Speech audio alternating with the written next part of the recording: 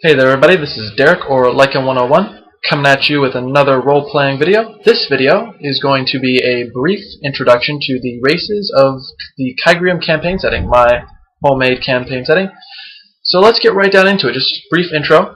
Of course we've got the classics, elves, dwarves, humans, gnomes, halflings, half-orcs, half-elves. But we also have some extras. We've got some little goodies in there for everybody. So we've got the additional races. We have human sub-races. I've always been a big fan of the sub-race system from 2nd edition Dungeons and Dragons, with all the elves and dwarves and all the sub-races were really cool. I know sometimes they can get tedious and people shied away from them for a while. Excuse me.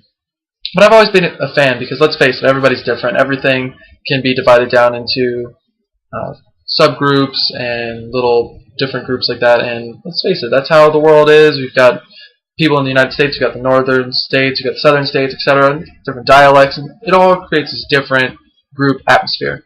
So we've got, in the humans, in the Kygreum campaign setting, we have 4 sub-races. 3 of them are my own. One is a borrow from Pathfinder, and that's the Varisians, just because I love the whole aspect of the Varisians and their movement, and they're like the traveling gypsy race, and I've always thought that was cool. So we also have the Etherean, and they're kind of like the classic, what do I want to call it, Middle Ages kind of group, where it's full of the knights and kind of concept and huge castles. We have the Genevasians. They are the assassins, live on a collection of islands on the east. And then we have the Karistar, and the Karistar are horse lords. They excel at mounted combat, mounted archery, just kind of get around everybody, and that's how they win all their fights, is because, let's face it, they never come off their horses, for the most part. We also have orcs. However, orcs in my campaign setting are not as completely ridiculous as they are in the Pathfinder bestiary, where they're just kind of dumbed down and not really all that great. But, sorry, something just fell over there. I had to see what it was. Just a piece of paper, don't worry. So, orcs are bigger, stronger. They aren't as smart as everybody else, but they're the big brawlers. They're pretty much like the heavy tank dealing kind of people, war hungry and everything. But I would say, try to give you a quick visual representation of them.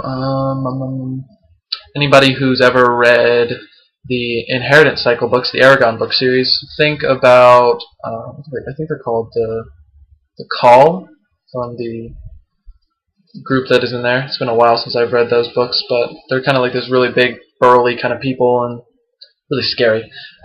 Next we have vampires. We have Dhampir, which are half vampire. We have tieflings, Shadar Kai, revenants, and Adelinians. Adelinians are basically almost like Dragonborn from 4th edition, except they have wings after a certain period in their development of their aging, and they have a mental link with a bunch of the rest of their kind that they can just do at will. Now I know what some people are going to be saying, oh great, another one with Dragonborn. I know most people don't like Dragonborn. I myself was personally against having them. However, in almost every campaign I've ever run, there's always been a player that has wanted to be some kind of reptile-like humanoid.